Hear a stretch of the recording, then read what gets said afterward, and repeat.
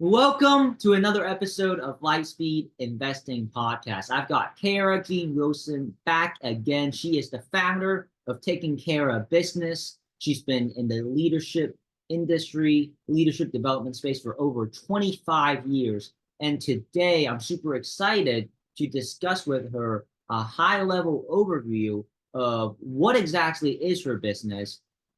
How does she transition out from being a leader that's a team member to now being a leader that is a business owner, right? Drastic difference. And a high level overview of how she gets it done. Cara, how are you doing today? Today is a good day. Thank you so much for having me back again. I can't wait to talk about this stuff. Well, as someone who found footing first and foremost in the leadership development space, a lot of what you're doing naturally interests and excites me because leadership is very important skill, right? For entrepreneurs, team members, managers alike.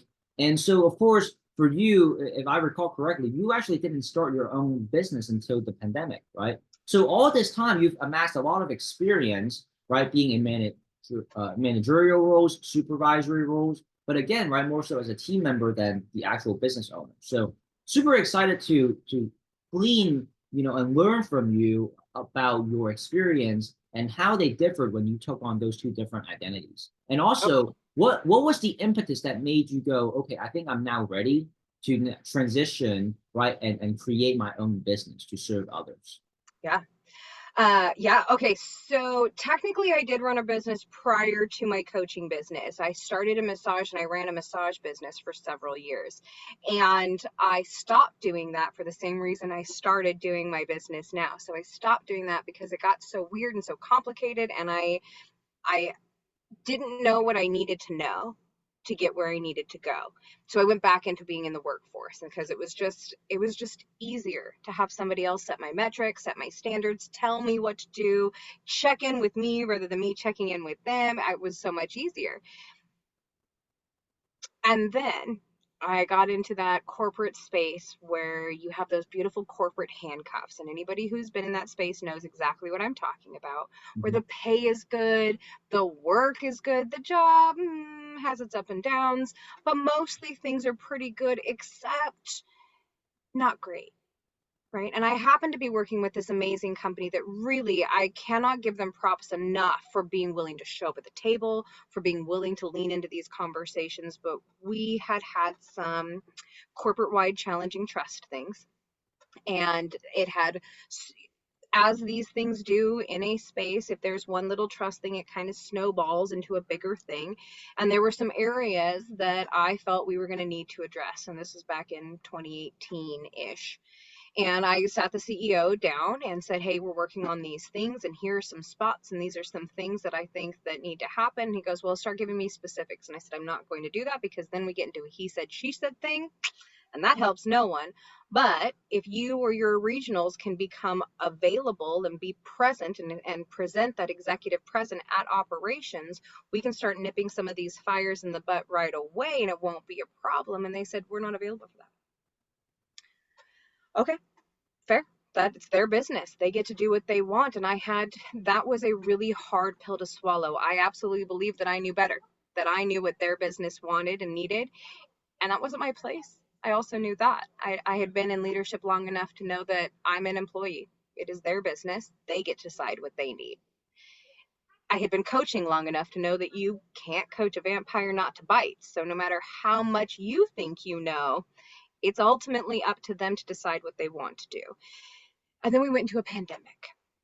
And suddenly, no matter how good the work was, no matter how good the pay was, no matter any of that, the job sucked because I was pregnant and working in a restaurant during a pandemic. So I thought, with all that free time I'm going to have on maternity leave, I'll start a business. Which I laugh now. Nobody laughed in my face when I said this 4 years ago and said, I'm just going to start a business the same week I have a baby. They were like, yeah, sure, that's legit. They all snick behind their hand, but nobody said it to my face. So I did. I left the company on the day that I had to be induced to have my child. That was my last day in management with the company. and I launched my business technically that same week. Although in real life, because of the hormone soup of it, my and the body recovery that comes from making and presenting a whole human being caused a ruckus in my life and absolutely put me behind about 6 months. I didn't take my second client until I had my first client within the first week. I didn't have my second client until 6 months later. Mm. And that's a lot of what helped frame and reshape the Cara method. For outside, it came as I was gonna work with corporates, and I was gonna help them from that space of understanding what it is to be at an operations management level, as well as working in an executive space and how to bridge those gaps. And then the very real reality that we are groomed to put ourselves last in all things in life. The idea that I thought that I could birth a child and a business at the same time and it was going to go smooth and easy is a ridiculous thought. So I now help people work through their personal leadership as much as their business leadership, because so much of it aligns. And if you're not taking care of one, you're not taking care of the other. Well, the thing about leadership, right, is that the most important and difficult person to lead is often yourself to start, right? Personal leadership before you even lead a team, right?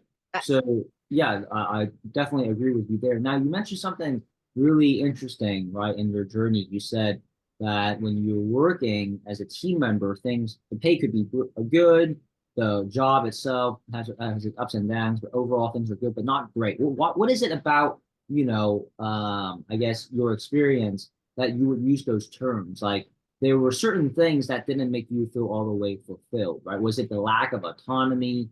Was it because even though you had great insights that you knew were great insights, people were not accepting of them? I just kind of want to, really do a deeper dissection there to understand what is it that you mean by, Yeah. it's good but For not. me, for me, what I mean by things were not great is that it was too obvious that every time I have moved up in any industry, it is always too obvious that there are too many double standards, that there is what we say we want people to do versus what is actually getting done. And and I believe that people have absolutely the positive intent and they want to do the things that they say they want to do. We're not always great at aligning our intent to our behavior. And that's really where I found my biggest struggle, is that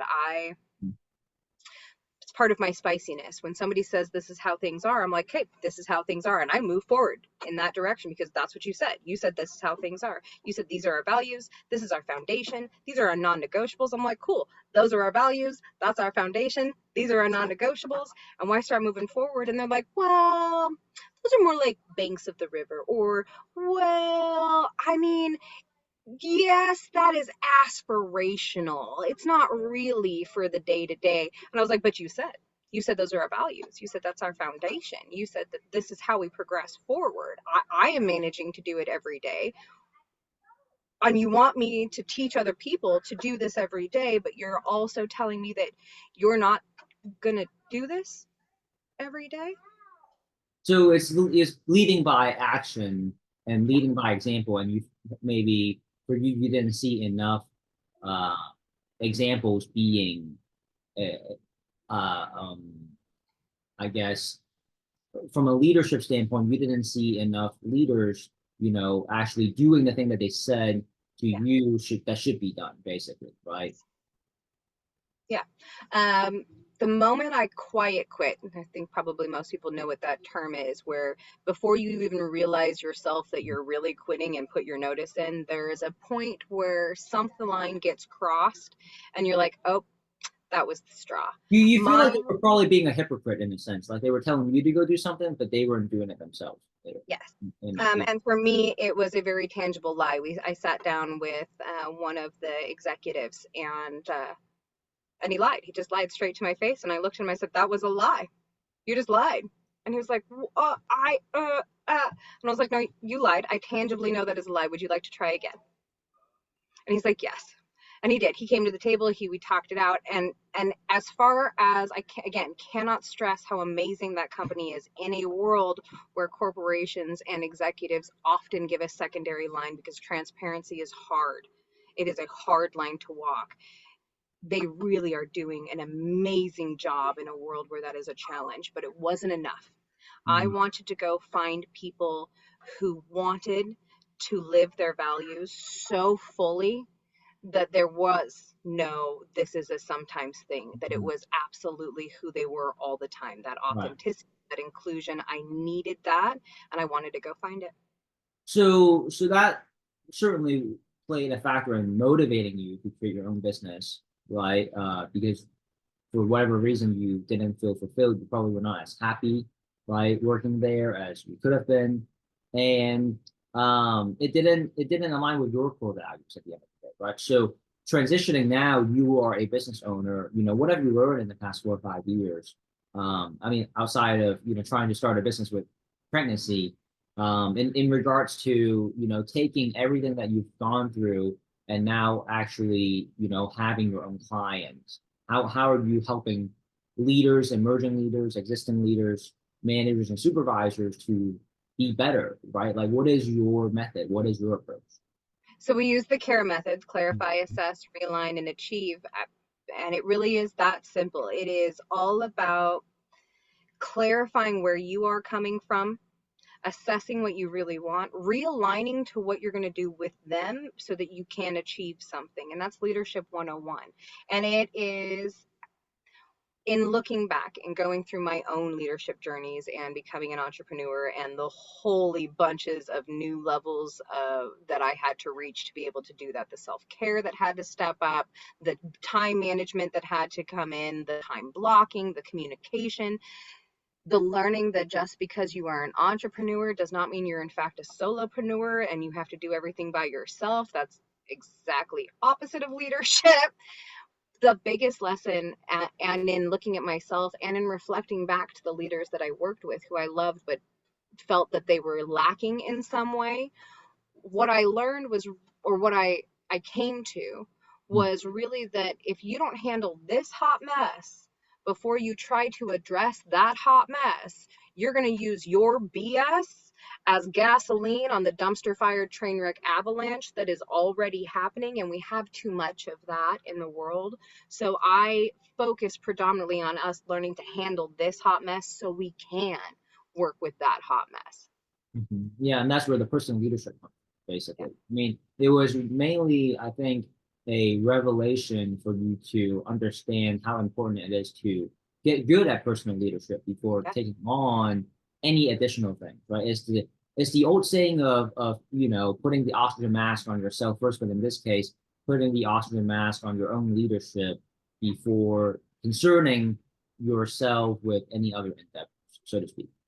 Yep. Yes. Awesome. 100%. Well, Cara, so I mean, you've obviously been helping, leaders and executives the past 4 years. And, what are they usually struggling with? I mean, what is the number one problem and challenge that you see your clients facing, and how do you help them get out of it? Who, number one. So I work with spicy leaders, and typically it has to do with navigating themselves and the rest of the world, their authenticity, their time, their energy. And what does it All what does it mean to work with spicy leaders? Like, what does that term mean for you?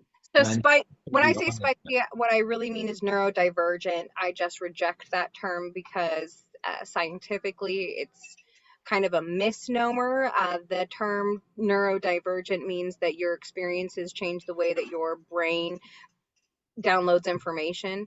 And what we know in epigenetics is that everybody's experiences does that. So we're all a little divergent. And so I call it spicy. It's the thing that our experiences shape how we see things. And if you can acknowledge and recognize that, then you can leverage them as skills and tools and habits that were for your benefit. In the John Maxwell world, right? He talks a lot about how what got you to today is not going to get you to tomorrow, but you can leverage those things to build on as skills rather than trying to reinvent the entire wheel. So my clients come to me for things like, I mean, I everyone tells me how successful I am, so why don't I feel successful? Mhm. Or at that particular client, we did a whole more life in life. And within the first 6 months, not only did she find joy back in her own personal life, she launched 2 new revenue streams, Mhm. which is fantastic. So for somebody who felt that they were too burdened down, she was like, I can do more with less. Uh, I have I have clients. I have one of my favorite clients. Not that we pick favorites, but we do. Has been working with me for several years. When we first started, she came because she didn't know what to do. She just knew that things had to change. It was not okay. She was not successful in any way that felt successful out in the world. She needed something different. It had gotten so bad when she finally decided to work with me that she chose to pay me rather than rent, and she wasn't sure if she was going to have a home to go back to. Mhm. And within 6 months, she added 2 new revenue streams. And this year, she just moved into her dream house and is launching an entire series that may get taken onto America's Got Talent next year. Awesome. That's great. So I think, from our backstage conversation, we mainly help people with navigating overwhelm, imposter syndrome, things of that nature. What is, I guess, the one common points that all of these leaders are dealing with that they have, challenges on, and they have to consult with someone like you? Like, what is the The top number one? one I would say is that success does not feel successful. People work with me when whatever success they're achieving is not feeling successful. It Mm. is the classic golden handcuffs, the hustle culture that has taken over corporate around the world. This idea that they're killing themselves to succeed for somebody else's dream, and that's doesn't feel good, it doesn't feel right, and they're exhausted and they're tired, and there has to be more to life than this. It can't And just be what do you do to you're address? miserable until you retire. What do you do to address these issues? We do an alignment series. We do a VIP start off to almost every session that has, anytime somebody works with me around alignment. So we talk about your vision, your mission, your values, your edge, your KPI. What are you developing? What relationships are important? We really align that. I can do that for an individual. I can do that for individuals within a corporation, and I've done it within mergers for companies that are coming together so that they can Mm. launch forward. So So alignment and yeah, authenticity is where we start. it sounds like you really mainly deal with corporations. That's what your specialty is. People in corporate America, so to speak, right? Yeah, I, Or no? I mean, so that is why I'm so glad that neurodiversity and leadership themselves are niches, because within those niches, it's pretty vast. My clients are everything from entrepreneurs to agency owners to large corporate executives to entire training conglomerates. I really do a lot of stuff everywhere. Uh, what I have heard the most in response to the feedback that I get the most and the testimonials that I get the most have to do with, it's not that Cara said anything that I didn't already know. She just said it in a way that was so different, my brain finally got it. There you go. There you go. Yeah, no, absolutely. It's just one of those things like the information's the same, right? But it's your way of delivering it, your way of bringing it to light, so to speak, Yeah. and making, sure that they have clarity around what is the actual issue, even though they may already, be aware of it. You're able to smack them with it, right? So I think, we were talking, and, one of the things that make you different is your approach, right? So when you go about, leadership and servicing your clients, what are the teaching points that you really make sure you touch base on? So I feel like I'm just repeating the same thing, but it really is. It's clarify, assess, realign, and achieve. And we just do that in different areas depending on what they need. For example, one of my most popular services is a clarity session. It's 15 minutes, it's $55, it's super accessible coaching. People come into one of my favorite other coaches came in and got a session with me and came to do it because he was sure it was crap. He was sure that this was some highfalutin thing that I had bamboozled everybody with, and then came out of it and was like, the takeaways were so good. I sat down my husband, my wife, and my son, and we talked about them afterwards. That's great. But what I'm getting at is outside of the Cara method, don't you have also, additional teaching points that you go? Oh yeah, so there's one-on-one coaching. There is group trainings. I can customize, having done this for 25 years and done it from a training aspect for over 15 of those. I can create courses really fast. little flex right there. So there's really not anything within the leadership realm that I haven't digested in some form or another that I can't regurgitate with some other connections to make it new and my own spice to it. So it really is classic coaching, unlike consulting or training. To find out where we're going to go together, we have to have that conversation together Mm. first. So it can be as simple as you just need some clarity so you can unpack one roadblock and keep being in action. It can be deeper dives into really understanding where you are, what you need, and where you want to go. It can be going even further into, in fact, I know where I want to go, but it's hard, it's weird, it's going to be so much newness. And then we can do what I call my failure expert course, which is an entire year of running through that Cara method with all the different frameworks within it and really building those brain pathways that allow you to disconnect yourself from a situation so you can make good judgments and then continue to move forward without attaching the failures to yourself. Mm. Gotcha. And so, Kara, what is the best way for people to get a hold of you? And if they want to learn more, if they're going through, some challenges, some leadership challenges, and they need some support, what's the best way for them to not only get a hold of you, but also, get a taste of how you operate? So if you want to just reach out, you can go to takingcarabusiness.com, Cara, C-A-R-A, Taking Cara Business. You can email me at caragene at Taking Cara Business. If you would like to experience this, if it seemed like that was a little wishy-washy, you're not really clear, but you kind of like how I talk, even though I talk kind of funny, come hang out with me in Cara Corner on Facebook groups. Every Monday, we do a weekly review. It's my top 7 tools that I use with all of my clients baked into one review. And then every Friday, I have open coaching hours so that we can connect and coach twice a week.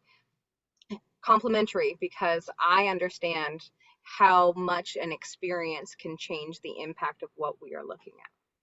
Well, there you have it. This is Cara Jean Wilson. Make sure to join her Facebook group, the Cara Corner, and get a glimpse of how she approaches leadership with her unique approaches. Cara, thank you so much, and I look forward to seeing you again.